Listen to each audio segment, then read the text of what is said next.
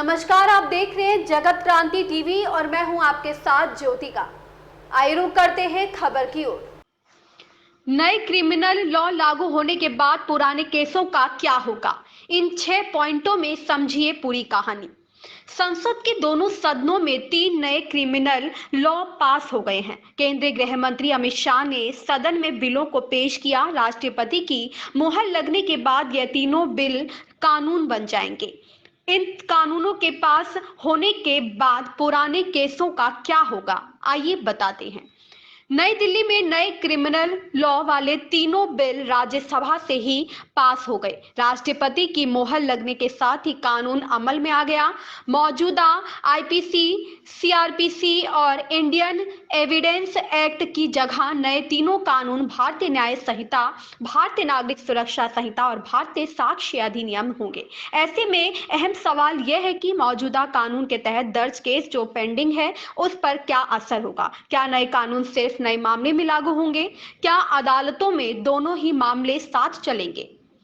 Number 1 point, नए कानून के नोटिफिकेशन के बाद क्या होगा। सुप्रीम कोर्ट के एडवोकेट विराग गुप्ता बताते हैं, नए क्रिमिनल लॉ लागू होने की जो भी तारीख होगी उस तारीख से जब अपराध होगा तो वह नए कानून में दर्ज किया जाएगा।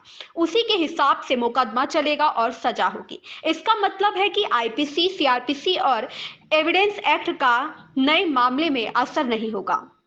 पॉइंट नंबर 2, दर्ज एफआईआर और पेंडिंग केसों पर क्या होगा असर। पहले से जो केस दर्ज है उसमें पहले के कानून के तहत ही चार्जशीट दाखिल की जाएगी और पहले के कानून के तहत ही उसमें मुकदमा चलेगा। जो केस अदालतों में पेंडिंग है उन केसों की सुनवाई पहले की तरह चलती रहेगी, उन पर असर नहीं होगा।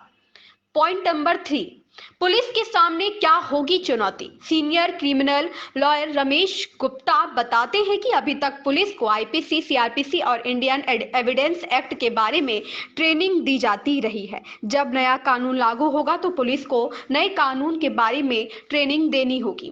पुलिस की ड्यूटी बढ़ जाएगी क्योंकि पुराने कानून के तहत उन्हें केसों की पैरवी करनी होगी और पुराने एफआईआर में पहले के नियम के तहत आगे कार्यवाही करनी होगी। नए केस में नए कानून के तहत कार्यवाही करनी होगी और एफआईआर से लेकर चार्जशीट दोनों ही में नए प्रावधान पर अमल करना होगा। हालांकि धाराएं बदल गई हैं पर उसका कंटेंट वही है। ऐसे में पुलिस को नए सिरे से धाराओं को याद करना होगा। पॉइंट नंबर 4, क्या वकालत में नई चुनौती होगी। दिल्ली बार काउंसिल के चेयरमैन और सीनियर एडवोकेट के मनन बताते हैं कि वकील जो अभी तक आईपीसी, सीआरपीसी या इंडियन एविडेंस एक्ट पढ़कर प्रैक्टिस करते रहे हैं उन्हें अब नए कानून को भी याद करना होगा।